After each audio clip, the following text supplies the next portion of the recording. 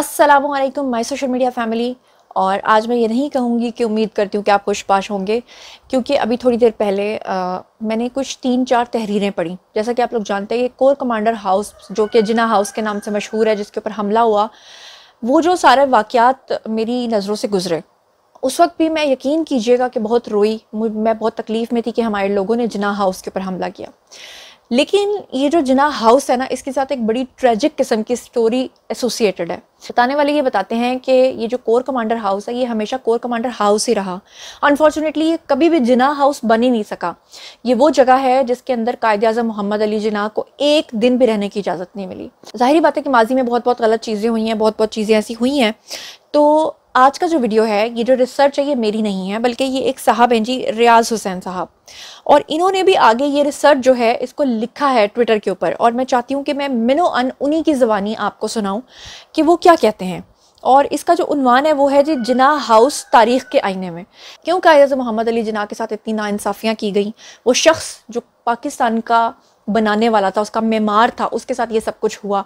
हालांकि मैं इस बात को मानती हूँ कि हमारे इस्टेब्लिशमेंट से भी बहुत गलतियाँ माजी में हुई और उस बात का कन्फेशन वो आज भी करते हैं। वो कहते हैं कि हमसे भी गलत फैसले हुए, लेकिन मैं आज इसमें अपने पास से कोई एक लफ्ज़ भी शामिल नहीं करना चाहती।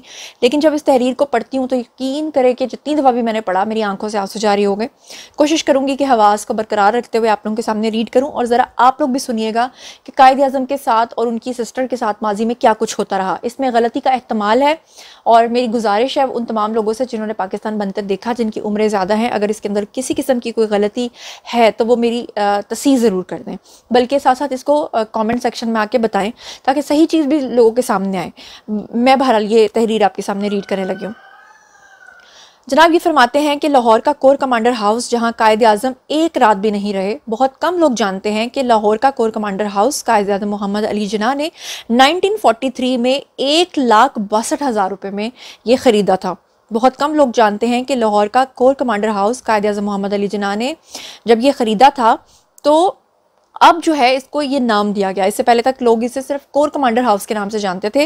लाहौर में मुजाहिरीन के हाथों जलाया जाने वाला कोर कमांडर हाउस सिर्फ इसलिए तारीखी अहमियत का हामिल नहीं है कि ये एक तारीखी इमारत थी जिसे कौमी विरसे के तहत जो है वो तहफ़्फ़ुज़ हासिल था, बल्कि इसकी अहमियत यूँ भी है कि ये लाहौर में बानी पाकिस्तान कायद-ए-आज़म मोहम्मद अली जिन्ना का घर, उनका मस्कन था।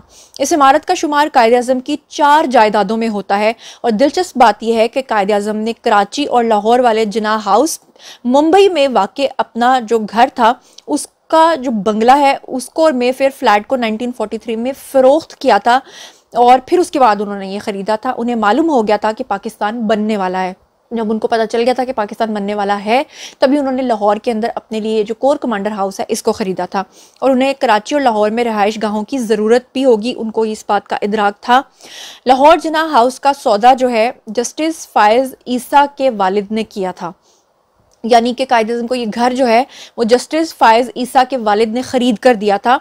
और नामवर मुहक्किक और सीनियर ब्यूरोक्रेट डॉक्टर साद खान की एक किताब है, उसके अंदर मोहम्मद अली जिन्ना की दौलत, जायदाद, वसीयत, उसमें क्या लिखा है। कायद-ए-आज़म जब कोयटा में तशरीफ़ लाए तो उन्होंने मुस्लिम लीगी रहनुमा काजी मोहम्मद ईसा के जो घर हैं उनके घर में क़याम किया था। और उस दौरान कायद-ए-आज़म उनके घर के हुस्न तामीर से इतने मुतासिर हुए कि उन्होंने कहा कि जब आप लाहौर तशरीफ़ लाएँ तो मेरे लिए वहाँ कोई मकान देखिएगा। यानी कि कायद-ए-आज़म जब जस्टिस साहब के घर में रहे तो उन्होंने जस्टिस साहब का जो वे ऑफ लिविंग देखा, जो उन्होंने उनके लिविंग स्टैंडर्ड देखा, जो उनके तामीरात और उनके घर की तज़ीनो आराइश देखी, वो उससे इतने ज़्यादा यानी कि मैस्मराइज हुए, उनको इतना अच्छा लगा कि उन्होंने कहा कि आप मेरे लिए भी लाहौर में एक घर देखिए। उन्होंने काजी ईसा को ये तजवीज़ भी किया कि लाला मोहन लाल का मकान बराए फ़रोख्त है, अगर आपको पसंद आए तो मेरी तरफ से सौदा कर लें। काजी ईसा ने कहा कि ये ज़रूरी नहीं कि मेरी पसंद आपकी भी पसंद हो, लेकिन कायद-ए-आज़म ने जवाब दिया कि नहीं, ऐसा बिल्कुल भी नहीं, जो आपको पसंद होगा वही मुझे पसंद होगा। क्योंकि कायद-ए-आज़म को पता था कि जो शख्स खुद इतने खूबसूरत घर में रह रहा है, मेरे लिए भी कोई अच्छी चॉइस करेगा। ये काजी ईसा जस्टिस काजी फ़ायज़ ईसा के वालिद थे। और जिन्ना हाउस लाहौर की जायदाद जो है वो किन किन लोगों के नाम आज तक रही, अब हम इस पर बात कर लेते हैं। जिन्ना हाउस लाहौर जहाँ वाक़ है, ये जायदाद जो है लाला शिव दयाल सेठ के नाम थी। यानी ये घर जो है ये लाला शिव दयाल सेठ के नाम था, जो लाहौर की अहम समाजी शख्सियत और तामीरात से वाबस्ता थे, यानी उस वक्त वो जो थे वो खुद आर्किटेक्ट भी थे। उन्होंने 1935 में अपनी वफ़ात से कुछ साल पहले ये जायदाद ख्वाजा नज़ीर अहमद को फ़रोख्त कर दी थी, जिन्होंने ये जायदाद अपनी बेगम के नाम कर दी थी, और उनकी बेगम ने ये बंगला जो है ये आगे लाला मोहन लाल को बेचा था, और कायद-ए-आज़म ने ये बंगला जो है ये आगे फिर मोहन लाल से जुलाई 1943 में 1,62,500 रुपए में खरीदा था। चलिए अब बात कर लेते हैं कि जिन्ना हाउस जो है वो फौज के पास कैसे पहुंचा था। कायद-ए-आज़म ने जब ये घर खरीद लिया था तो इससे पहले ही ये बंगला जो है बरतानवी फौज ने किराए पे हासिल कर रखा था, क्योंकि उस वक्त अभी पाकिस्तान बनने वाला था, पाकिस्तान अभी बना नहीं था। तो माहाना किराया जो है वो अलामती तौर पर 5 रुपये रखा गया था। उस जमाने में 5 लाख जो है आज के 5 करोड़ के बराबर थे, क्योंकि डिफेंस ऑफ इंडिया रूल्स के तहत बरतानवी फौज कोई भी जायदाद हासिल कर सकती थी। और जब कायद-ए-आज़म ने ये घर ख़रीदा था तो फ़ौज की किराएदारी की जो मियाद है वो ख़त्म होने वाली थी, इसीलिए कायद-ए-आज़म ने ख़रीदा था कि फ़ौज की जो किराएदारी की मियाद है वो ख़त्म होने वाली है और उसके बाद इसकी कस्टडी जो है वो मुझे मिल जाएगी। ताहम फ़ौज ने फिर इसी रूल के तहत इस मियाद में तोसी कर ली, यानी कि वो जो पैसे उन्होंने उस घर के लिए जमा कराए थे उसमें और पैसे देके उसमें तोसी कर ली। कायद-ए-आज़म और बरतानवी फौजी हुकाम के दरमियान 1.5 साल तक जो है ख़तो किताबत होती रही, क्योंकि कायद-ए-आज़म ना सिर्फ अपने मकान का कब्जा वापस चाहते थे बल्कि उन्हें इस मकान में होने वाली तामीराती तब्दीलियों पर भी एतराज़ था, यानी कि उसके अंदर चेंजेस भी की जा रही थी। इस पर पंजाब के जो सेक्रेटरी मिस्टर विलियम हैं उन्होंने मुदाखलत की और यके बाद दीगरे 3 ICS अफसरान, जिनके नाम ये थे GD खोसला और NN हस्कर और शेख अब्दुर्रहमान, इनको सालिस मुकर्रर किया और वो फ़ौज और मिस्टर जना के दरमियान जो है वो मामला हल करवाएंगे, इसकी ड्यूटी लगाई। इस तहरीर के अकॉर्डिंगली ये लिखा हुआ है कि ये तो मालूम नहीं हो सका कि कायद-ए-आज़म ये घर फ़ौज से खाली नहीं करवा सके या फिर उनकी मर्ज़ी के मुताबिक किराए में 700 रुपये का इजाफा हो गया, लेकिन जो नए किराए की मियाद जो है वो हुई वो 1947 में मुकर्रर हुई। साद एस खान ने अपनी किताब में लिखा कि किरायानामा की मियाद ख़त्म होने के चंद हफ्ते कबल ही 3 जनवरी 1947 को कायद-ए-आज़म को गैरिजन इंजीनियर लाहौर की तरफ से मरासला मौसूल हुआ, जिसमें उन्होंने लिखा कि लाहौर के एरिया कमांडर की तरफ से मुझे हुक्म मौसूल हुआ है कि मैं आपको अफसोस के साथ मुत्तला करूं कि लाहौर में फ़ौजी ज़रूरियात के लिए इमारतों की शदीद कमी है और आपका मकान जो है वो बतौर फ़ौजी बेस के काम आ रहा है। आपको किराए की मियाद ख़त्म होने के बाद भी ताहुक्म सानी वापस नहीं किया जा सकेगा।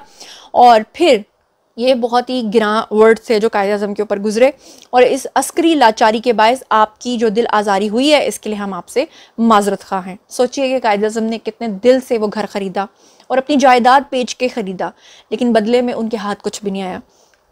कायद-ए-आज़म बरतानवी फ़ौज के इस जवाब से मुतमईन नहीं थे और अपने मकान को हर सूरत जो है वो वापस लेना चाहते थे, लेकिन इसी दौरान लाहौर हिंदू मुस्लिम फसादात की लपेट में आ गया, बिल्कुल उसी तरह से जैसे इसी घर ने, इसी इमारत ने 9 मई को देखा।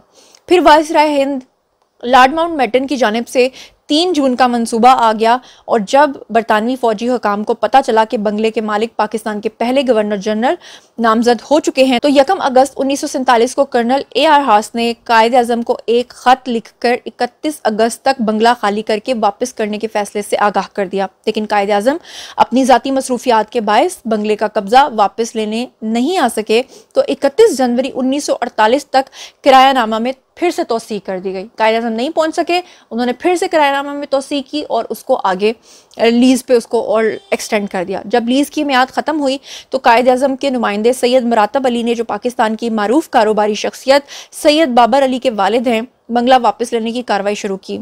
पाकिस्तान के अस्करी हुक्काम ने किसी मुतबादिल जगह की दस्तयाबी तक मकान को इस्तेमाल करने की इजाज़त तलब कर ली, जिस पर कायद-ए-आज़म ने फिर बाद में आकर रजामंदी जाहिर की। कायद-ए-आज़म सिर्फ एक बार जिन्ना हाउस आए और कायद-ए-आज़म सिर्फ एक बार जिन्ना हाउस आए। ये सुन के यकीन करें मेरा दिल फट गया। कोई इंसान जो खुद पाकिस्तान का मेमार है उसके पास अपना एक घर नहीं है, और कायद-ए-आज़म के 4 घरों में, जो कि मुंबई और उस वक्त अभी मुंबई कहते हैं या बॉम्बे कहते हैं, उस वक्त मुंबई कहते थे, कराची और लाहौर में ये वाहिद मकान था जहाँ कायद-ए-आज़म एक दिन भी क़याम पजीर नहीं हुए।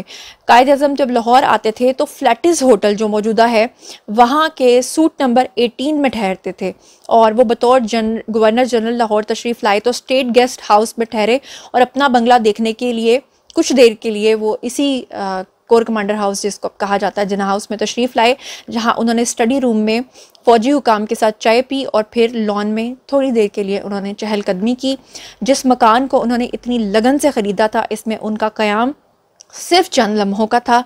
और जब फ़ौज ने कायद-ए-आज़म के वर्सा से ये मकान ख़रीद लिया तो कायद-ए-आज़म के इंतकाल के बाद फ़ौज ने फ़ातिमा जिन्ना और शीरीन जिन्ना को एक ख़त बहवाला नंबर, जिसका नंबर ये लिखा हुआ स्क्रीन पे आ रहा है, Q-3.561/28 बतारीख़ 18 फरवरी 1950 को लिखा, जिसमें उन्होंने उन्हें 500 रुपये माहाना किराए की पेशकश की, जो साबिक किराए से 200 रुपये और कम थी।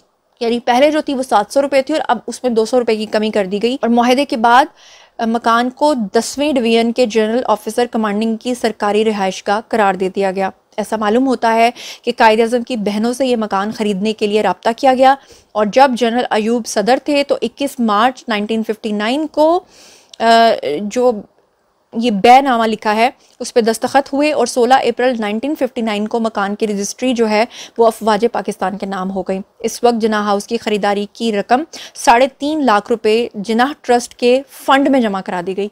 यानी फ़ौज ने वो पैसा जो है वो जिन्ना फ़ंड के अंदर, ट्रस्ट जो है उनका, उसके फ़ंड में जमा करा दी। और इस वक्त तहरीर के आखिर में ये लिखा हुआ है कि जो कोर कमांडर जिन्ना हाउस में रहते हैं उनको ये एज़ाज़ हासिल है कि जिस घर में वो रहते हैं वो कभी जिन्ना साहब की मलकियत था। और एंड पे लिखा है एक गुमनाम सहाफ़ी। ये सब कुछ सुनने के बाद दिल फटता है और याद आता है, मैं इसके बारे में बहुत ही बुरा महसूस कर रही हूँ। और अगर इसमें सदाकत और हकीकत है तो मैं ये कहूँगी कि कारमा बड़ा ज़ालिम होता है। कारमा एक दिन आपके सामने ज़रूर आता है और गलतियाँ इंसान से होती हैं, लेकिन अच्छा इंसान वही होता है जो अपनी गलती से सीखता है। आप लोगों को इस तहरीर के बारे में आप लोग क्या सोचते समझते हैं, कमेंट सेक्शन में आइए लिखिए। जो यंग लोग हैं वो तो अपना कमेंट लिखेंगे, लेकिन जो बूढ़े लोग हैं जिन्होंने पाकिस्तान बनते देखा है और जो इन चीज़ों को विटनेस कर चुके हैं, इसमें कितनी सदाकत उनको नज़र आती है। और इसमें अगर कोई मिस्टेक है तो वो कमेंट सेक्शन में ज़रूर लिखें, मैं उनका इंतज़ार कर रही हूँ। मज़ीद ख़बरें, व्लॉग्स, इंटरव्यूज़ और सियासी तब्दीली जानने के लिए मेरे साथ कनेक्टेड रहना हरगिज़ मत भूलिएगा। चैनल को सब्सक्राइब कर लीजिएगा। अपना बहुत ख्याल रखिएगा। अल्लाह ने के बाद।